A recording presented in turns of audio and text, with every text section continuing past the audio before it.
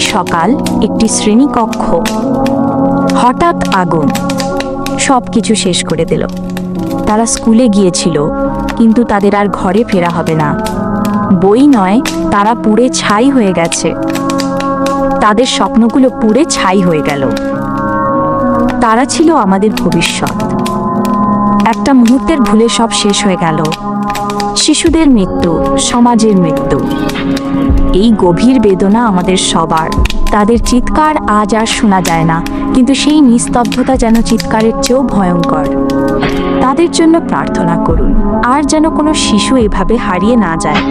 এই শিশুরা চলে গেছে, একটি প্রশ্ন রেখে গেছে, আমরা কবে জাগবো?